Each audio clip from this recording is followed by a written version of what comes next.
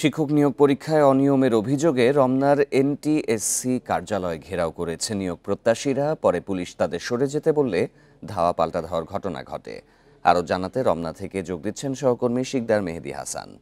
মেহেদী, ঘটনাটি ঠিক কখন নাগাদ ঘটে? পরিস্থিতি কি নিয়ন্ত্রণে এসেছে কি?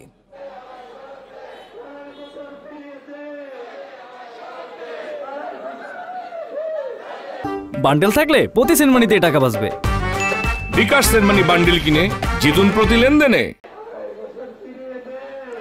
জি, আমরা কিন্তু এখন রয়েছি ঠিক ইস্কাটনের যে এনটিএমসির যে ভবন, সেই ভবনের সামনেই রয়েছি এবং এখানে কিন্তু আমি যদি আপনাদের একটু দেখাতে চাই যে আসলে এখানে 18তম যে শিক্ষক নিবন্ধন যে পরীক্ষা 2023 উত্তীর্ণ যে 35 বছর পূর্তি উপলক্ষে, মানে 35-এর ঊর্ধ্ব যে সনদধারী ষষ্ঠ গণ বিজ্ঞপ্তিতে আবেদনের যে সুযোগ প্রদান, সেই সুযোগ প্রদানের দাবিতে কিন্তু মূলত এখানে শান্তিপূর্ণ অবস্থান কর্মসূচি করেছিল 18তম 35 বছর ঊর্ধ্ব শিক্ষক নিবন্ধনকারীরা।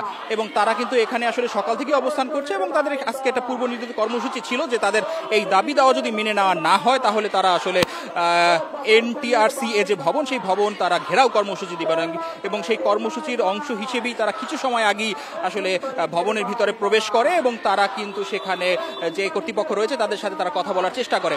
যদিও এনটিআরসি এর যে চেয়ারম্যান ছিলেন তিনি তাদেরকে বলেছেন যে আসলে তার পক্ষে এই বিষয়ে এই মুহূর্তে কোনো কথা বলা সম্ভব নয়।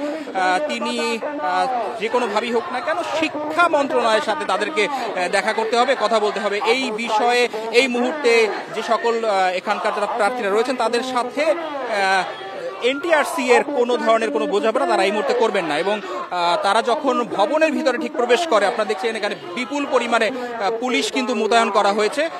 যেই তারা যখন ভবনে প্রবেশ করে তাদেরকে কিন্তু আসলে ছত্রভঙ্গ করে দেয়া হয় এবং তাদেরকে ভবন থেকে বের করে দেওয়া হয়। এবং একটি অংশ অর্থাৎ 5 জনের একটি প্রতিনিধি দল কিন্তু ভিতরে গিয়েছিল, কিন্তু তারা কোনো ধরনের কোনো সংবাদ বা কোনো ধরনের কোনো সুরাহা তারা আসলে সেখানে করতে পারেনি।